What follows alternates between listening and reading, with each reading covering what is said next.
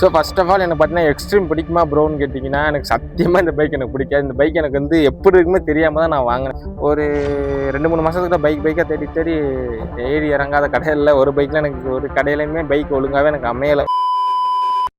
Hi what's up எல்லாரும் எப்படி இருக்கீங்க? நல்லா இருக்கீங்கன்னு நினைக்கிறேன். நான் நல்லா இருக்கேன். ஸோ இன்றைக்கி நம்ம சேனல் என்ன வீடியோன்னு பார்த்தீங்கன்னா நம்ம பைக்கோடைய லவ் ஸ்டோரி பற்றி தான் பார்க்க போகிறோம். அதாவது நம்ம பைக் எப்படி வாங்கணும், இந்த பைக்கு எனக்கு எப்படி ஒரு கனெக்ட் ஆச்சு, ஸோ அதை பற்றி அந்த வீடியோ ஃபுல்லாக இருக்க போகுது.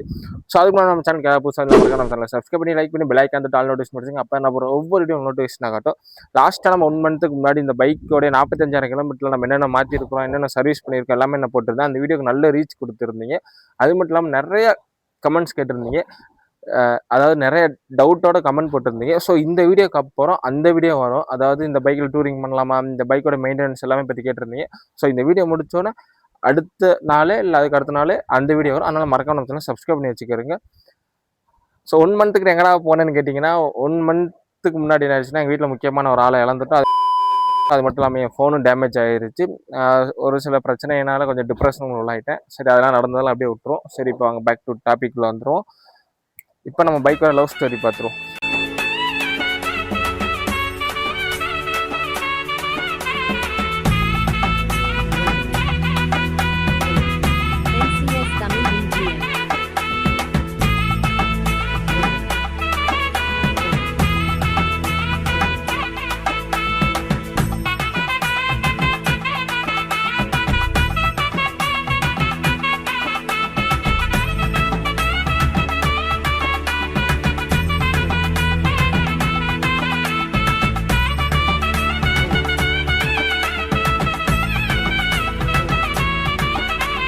ஸோ நான் வச்சிருக்க பைக் பார்த்தீங்கன்னா ஹீரோ எக்ஸ்ட்ரீம் 125R. இது பார்த்தீங்கன்னா 2024 மாடல். சிங்கிள் சேனல் ஏபிஎஸோட வந்து ஃபஸ்ட்டு மாடல் நான் வாங்கியிருக்கிறது. இந்த பைக்கோட பேர் பார்த்தீங்கன்னா சாதுமா. அது எதனால் வச்சேன்னு பார்த்தீங்கன்னா எனக்கு எங்கள் அக்கானா ரொம்ப பிடிக்கும். என் கூட பிறந்தவளான்னு கேட்டிங்கன்னா அப்படி கிடையாது. எனக்கு வந்து கூட பிறந்தது பார்த்தீங்கன்னா அண்ணன் தம்பி தான், எனக்கு அக்காவே கிடையாது. காலேஜில் எனக்கு பழக்கம் அவங்க. ஸோ அவங்க எனக்கு ரொம்ப பிடிக்கும். ஒரு கூட பிறந்த அக்கா தம்பி தான் நாங்கள் 2 பேருமே இருப்போம். இப்போயும் இருந்துக்கிட்டு தான் இருக்கிறோம். அவளை எனக்கு ரொம்ப பிடிச்சனால அவளோட பேரையே என் பைக்குக்கு வச்சுருப்பேன். அதுதான் இந்த சாதனமாக. எங்கள் அக்காவோடைய பேரை, அவள் பேர் சாதனா. ஸோ எனக்கு வந்து அவளை வந்து ரொம்ப பிடிக்கிறதுனால அவள் பேரே அப்படியே சாதுமான்னு வச்சுருக்கேன் இந்த வண்டிக்கு. ஸோ ஃபர்ஸ்ட் ஆஃப் ஆல் எனக்கு பார்த்தீங்கன்னா எக்ஸ்ட்ரீம் பிடிக்குமா ப்ரோன்னு கேட்டிங்கன்னா எனக்கு சத்தியமாக இந்த பைக் எனக்கு பிடிக்காது. இந்த பைக் எனக்கு வந்து எப்படி இருக்குமே தெரியாமல் தான் நான் வாங்கினேன். ஓப்பனாக சொல்ல போனேன். என்னோடய ட்ரீம் பைக் பார்த்தீங்கன்னா NS200. ஸோ என்னால் NS200 வாங்க முடியல. அதனால் NS160 125 வாங்கலான்னு தான் ட்ரை பண்ணிக்கிட்டு இருந்தேன். பட் எனக்கு வந்து கிடைக்கல. அதனால தான் நம்ம வந்து அன்லைக்கினே நான் சொல்லிக்கிட்டு இருப்பேன். எனக்கு வந்து பிடிச்ச எதுவுமே எனக்கு கிடச்சதும் கிடையாது. அப்படி கிடச்சாலும் நிரந்தரமாக இருக்காது. சின்ன வயசில் இருந்து தான். பட் நம்ம சாதுமா வந்ததுக்கப்புறம் அது கொஞ்சம் சாட்டிஸ்ஃபேக்ஷன் ஆகிட்டே இருக்குது. அது வேறு விஷயம். சொல்கிறேன், எனக்கு வந்து பர்சனலாக எனக்கு ரொம்ப NS பிடிக்கும், NS200. பட் நம்மளால் அது வாங்க முடியல. ஃபியூச்சரில் கண்டிப்பாக ஒரு NS நான் வாங்கிடுவேன். NS பற்றி பேசினாலே கொஞ்சம் எமோஷனல் ஆயிடும். ஏன்னா ஒவ்வொரு பசங்களுக்கும் பொண்ணுக்கும் வந்து பைக்கு வந்து பிடிக்கிறவங்களுக்கு தெரியும் அந்த ட்ரீம் பைக்கோடைய எமோஷ்னலான கனெக்ட் எப்படி இருக்கும்னு. ஸோ இவன் நான் எப்படி பார்த்தீங்கன்னா எனக்கு பார்த்தீங்கன்னா காலேஜ் முடித்தோன்னே நெக்ஸ்ட் மந்த்து நான் வேலைக்கு சேர்ந்துட்டேன் ஃபைனான்ஸ். ஸோ அப்போ எனக்கு பைக் தேவைப்பட்டுச்சு. 2வது எனக்கு வந்து பைக்னால் ரொம்ப பிடிக்கும். ஒரு சில ரீசனால் எனக்கு பைக் வாங்க வேண்டிய சூழ்நிலைக்கு வந்துட்டேன். ஸோ செகண்ட் ஹேண்ட் மார்க்கெட்டில் நிறைய பைக் தேடினேன், ஒன்றும் அமையலை. அப்படி அமைஞ்ச பைக்குக்கு என்னால் இனிஷியல் கட்டி வாங்க முடியலை. 2வது நான் வாங்குறப்ப பார்த்தீங்கன்னா அந்த பைக் வேறு ஒருத்தவங்க சேல்ஸ் ஆகிடுச்சு. ஸோ இப்படி தான் போய்கிட்டு இருந்துச்சு. அப்புறம் ஆமாம், நான் மே மாதம் காலேஜ் முடிக்கும், ஜூன் மாதம் வேலைக்கு சேர்ந்தேன். ஒரு 2-3 மாதத்துக்கு பைக்காக தேடி தேடி ஏறி இறங்காத கடையில் ஒரு பைக்கில் எனக்கு ஒரு கடையிலையுமே பைக் ஒழுங்காகவே எனக்கு அமையலை. ஓப்பனாக சொல்ல போனால் அமைஞ்ச பைக்கு நான் வாங்குறப்ப வேறு ஒரு ஆள்கிட்ட சேல்ஸ் ஆகிட்டே இருந்துச்சு. ஸோ ஆகஸ்ட் 3ஆம் நம்ம இவனை வாங்குகிறோம். ஸோ இவனை எப்படி நான் வாங்கினேன்னு பார்த்தீங்கன்னா இந்த இடத்துல நான் ஒருத்தருக்கு தேங்க்ஸ் சொல்லணும். ஸோ ரகுமான் ப்ரோக்கு வந்து நான் இந்த வீடியோவில் நான் தேங்க்யூ சொல்லிக்கிறேன். அவர் பார்த்தீங்கன்னா இப்போ வந்து வேலையில் இல்லை. பட் நான் பைக் வாங்குறப்ப அவர் தான் வந்து மேனேஜராக இருந்தார். இந்த பைக் பார்த்தீங்கன்னா RS மங்கலத்தில் நம்ம வாங்கினது. ஓகேவா, இது வந்து நம்ம RS மங்கலம் உச்சப்பள்ளி அந்த சைடு வாங்கினது நம்ம பைக்கு. ஸோ அவர் அப்போ அங்கே மேனேஜர் இருந்ததுனால அவர் மூலியமாக நம்மளுக்கு இந்த பைக் கிடச்சிச்சு. ஸோ அதனால் இந்த வீடியோவில் நான் அவருக்கு தேங்க்யூ சொல்லிக்கிறேன். அவருக்கும் அனிஷ்னு தம்பி ஒருத்தர் இருப்பான். ஸோ இவங்க 2 பேர்னால தான் எனக்கு இந்த பைக் கிடைச்சிச்சு. ஸோ அதனால் இவங்க 2 பேருக்குமே இந்த வீடியோவில் நான் ஒரு தேங்க்யூ சொல்லிக்கிறேன். ஏன்னா பர்சனலாக இந்த ரகுமான் ப்ரோ எனக்கு அவ்வளோ ஹெல்ப் பண்ணியிருக்காங்க. இந்த பைக்குக்கு நான் வந்து இனிஷியல் அமௌண்ட்டே கட்டாமல் தான் பைக்கே வாங்கினேன். ஃபர்ஸ்ட் ஆஃப் ஆல் ஷோரூமில் வந்து நான் அட்வான்ஸும் கட்டலை, இனிஷியல் அமௌண்ட்டும் கட்டலை.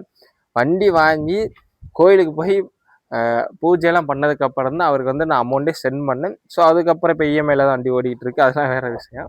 பட் நம்மளை நம்பி ஒருத்தவங்க வந்து இனிஷியல் அமௌண்ட்டே கட்டாமல் அட்வான்ஸும் கட்டாமல் நம்மளை நம்பி ஒருத்தவங்க பைக் தராங்கன்னா அதுவே ரொம்ப ஒரு பெரிய விஷயம். ஸோ ரகுமான் ப்ரோவுக்கு இந்த வீடியோவில் நான் திருப்பி நன்றி சொல்லிக்கிறேன். ஸோ அவர் இல்லாட்டா நம்மளால் சத்தியமாக அந்த பைக் வந்து நம்ம வாங்கியிருக்க முடியாது. ஏன்னா மற்ற ஷோரூம்லாம் நம்ம ஒன்று இனிஷியல் அமௌண்ட் கட்டணும், இல்லை அட்வான்ஸ் ஏதாச்சும் கொடுக்கணும். நான் எதுவுமே கொடுக்காம வண்டியை வாங்கினேன். அதுக்கப்புறம் நான் வண்டிக்கு பூஜைலாம் போட்டதுக்கப்புறம் அமௌண்ட்டு சென்ட் பண்ணேன். அதுக்கப்புறம் இப்போ இஎம்ஐயில் ஓடிக்கிட்டு இருக்குது. இன்னும் 1 வருஷம் இருக்குது. நம்ம 3 வருஷம் போட்டோம். இப்போ 2026 வந்துருச்சு. ஸோ ஒரு 1.5 வருஷத்துக்கு கட்டிட்டோம். இன்னும் கொஞ்சம் இருக்குது, ஒரு வருஷத்துக்குள்ளே இருக்குது. அதே முடிச்சிட்டோம்னா அப்புறம் நம்ம பையன் ஃபுல்லாக நம்மளுக்கு ஆயிடுவான். நான் செகண்ட் ஹேண்ட் மார்க்கெட்டில் நிறைய பைக் தேடி இறங்கியிருக்கிறேன். ஸோ என்எஸும் பார்த்து அமையலை, அப்புறம் வேறு பைக்கும் பார்த்து அமையலை. கடைசியாக இந்த ரகுமான் ப்ரோ அப்புறம் இந்த அனீஸ் என் தம்பினால தான் எனக்கு இந்த பைக் கிடச்சிச்சு. ஸோ நம்ம புக் பண்ணது வந்து ரெட் கலரில் பார்த்தீங்கன்னா அப்போ வந்து ஏபிஎஸ் கிடையாது, ஐபிஎஸ் தான். ஓகேவா? பட் அவர் தான் எனக்கு வந்து ஏபிஎஸ் வாங்க ப்ரோ, பிளாக் கலர் வண்டி சூப்பராக இருக்கும் சொல்லிட்டு தான் அதுக்கு தான் நம்ம பிளாக் கலர் சைடே வந்தோம். பட் பிளாக் கலர் பார்த்தீங்கன்னா சூப்பர் லுக்காகவும் இருக்கும். அதே மாதிரி ஏபிஎஸ் இருக்கனால எனக்கு நல்ல ஒரு கான்ஃபிடென்ட் இருக்குது லாங்கில் போகிறப்போ, பிரேக்கிங் பண்ணுறப்பெல்லாம். ஸோ அதான் யூசப் எனக்கு இவன் கிடச்சதுக்கப்புறம் தான் லைஃப்பில் நிறைய நான் எதிர்பார்க்காதெல்லாம் கிடச்சிச்சு. ஸோ 2024 இவன் ஆகஸ்ட் 3ஆம் வாங்குகிறேன். வாங்கினதுக்கப்புறம் தான் நான் நிறைய ட்ரிப்பு போக ஆரம்பித்தேன். சிறுமலை, மேகமலை, கொடைக்கானல், இப்படி நிறைய ட்ரிப்பும் போக ஆரம்பித்தோம். ஸோ இவன் வந்ததுக்கப்புறம் தான் எனக்கு வந்து எப்படி சொல்கிறது, ஒரு அன்எக்ஸ்பெக்டட் மூமெண்ட்டாக நடக்கும்ல இந்த ட்ரிப்பு போகிறது. அப்புறம் நம்ம வந்து ரைடிங் பண்ண ஆரம்பிச்சிட்டோம், ரைடிங் ஜாக்கெட்லாம் வாங்க ஆரம்பிச்சிட்டோம். ரெண்டாவது எங்கள் வீட்டில் உள்ள ஆட்களையும் வந்ததுக்கப்புறம் தான் நிறையா பேர் பழக ஆரம்பித்தாங்க, என் சொந்தக்காரங்களே. ஸோ அதுக்கு முன்னாடி என் சொந்தக்காரங்க அவனுக்குமே நான் இருக்கிறேன்னா கூட தெரியாது. இப்போ வந்ததுக்கப்புறம் தான் நம்ம 4 இடத்துக்கு போகிறதுக்கு கூட எங்கள் வீட்டில் உள்ள ஆளுகளுக்கு நான் தேவைப்பட்டேன். அதுக்கப்புறம் தான் எங்கள் வீட்டில் உள்ள ஆள்கள் என்கிட்ட கொஞ்சம் க்ளோஸ் ஆனாங்க.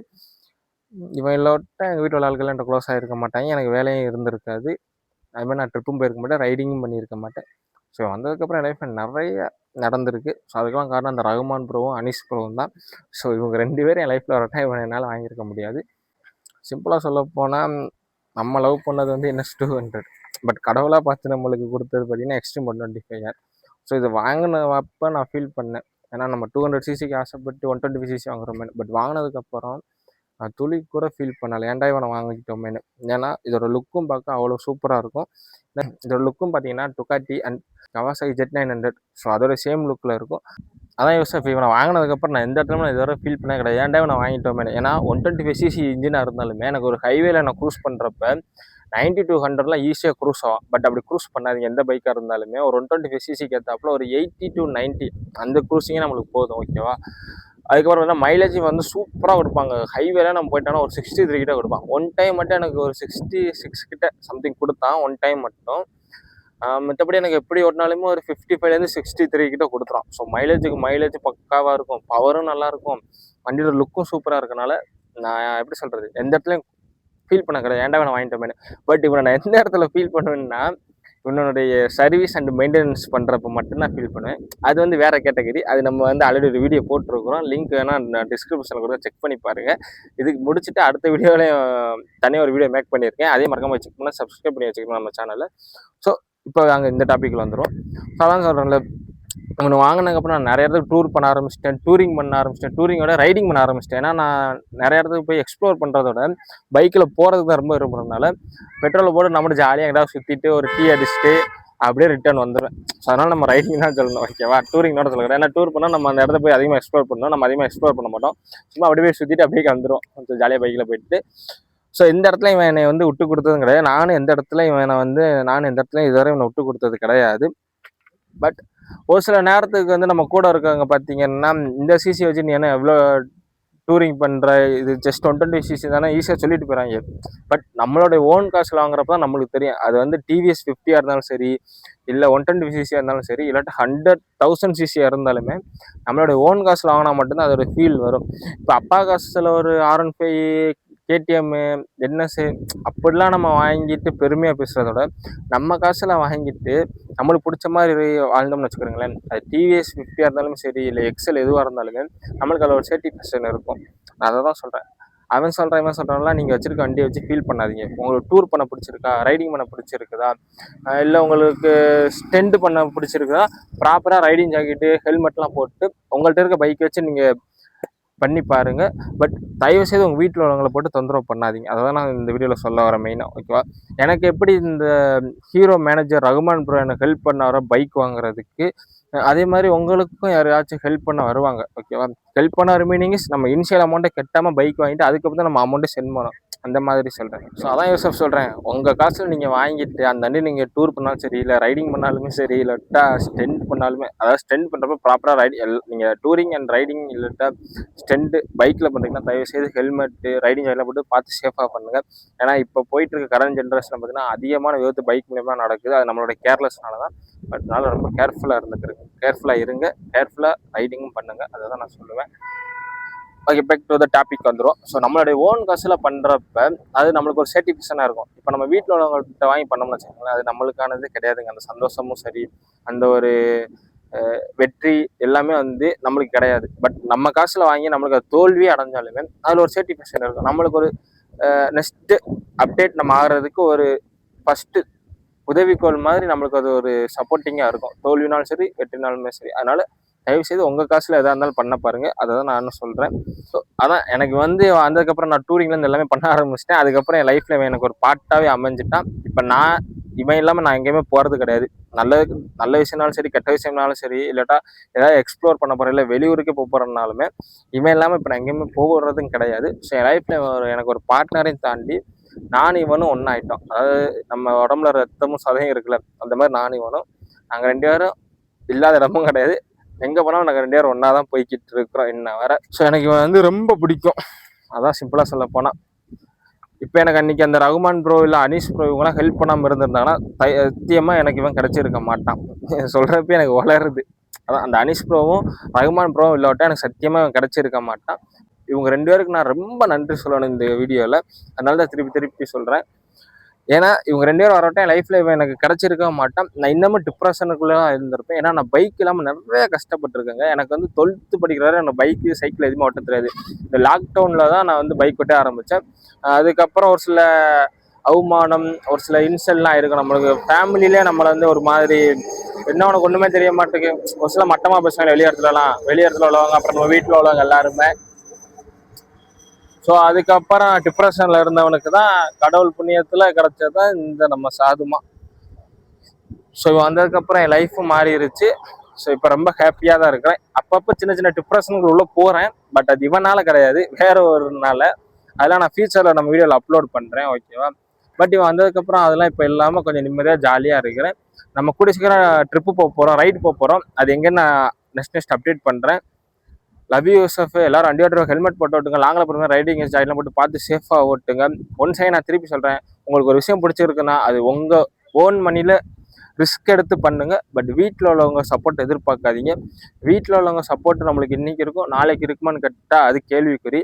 அதே நீங்கள் ஆரம்பத்துல இருந்தே உங்களுடைய ரிஸ்கில் நீங்கள் பண்ண உங்களுக்கு அதில் ஒரு தெளிவும் கிடைக்கும், நிதானமும் கிடைக்கும். ஃபியூச்சரில் உங்களுக்கு வெற்றிக்கு யூஸ்ஃபுல்லாக இருக்கும். அதை நான் திருப்பியும் சொல்கிறேன். Okay Yusuf, tata bye bye. இந்த வீடியோ உங்களுக்கு எவ்வளோ யூஸ்ஃபுல்லாக இருந்திருக்குன்னு எனக்கு தெரில. எனக்கு ஜஸ்ட் ஒரு வீடியோ மேக் பண்ண தோணுச்சு. ஏன்னா இவனை பற்றி பேசணும்னு எனக்கு ரொம்ப நாள் ஆசையாக இருந்துச்சு. ஏன்னா அந்த ரகுமான் ப்ரோவுக்கும் அனீஷ் ப்ரோவுக்கும் நான் அந்த ஒரு வீடியோ மேக் பண்ண ரொம்ப நாள் ஆசைப்பட்டுக்கிட்டு இருந்தேன். அதனால தான் நம்ம பையனோட லவ் ஸ்டோரி பற்றி சொன்னேன். அதான் லாஸ்ட்டாக சிம்பிளாக சொல்லணும்னா இவனை பிடிக்காம தான் நான் வாங்கினேன். ஒரு வண்டி வாங்கணும் சூழ்நிலையில் வாங்கினேன். பட் இப்போ இவனை வாங்கினதுக்கப்புறம் இவனை மிஸ் பண்ணக்கூடாதுன்னு முடிவு பண்ணிட்டேன். ஏன்னா அந்த அளவுக்கு எனக்கு ரொம்ப பிடிக்கும்.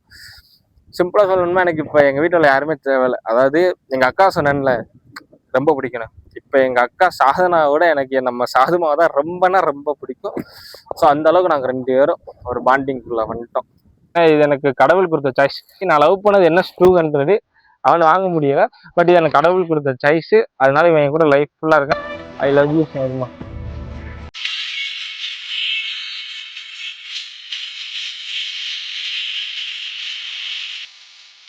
Okay sir, love you sir. Next வீடியோவில் பார்ப்போம். Tata bye bye. எல்லாரும் வண்டி ஓட்டுறப்போ ஹெல்மெட் போட்டு ஓட்டுங்க. லாங்கில் போடுங்க, ரைடிங் ஜாயின் பண்ணிட்டு பார்த்து சேஃபாக ஓட்டுங்க. டாட்டா.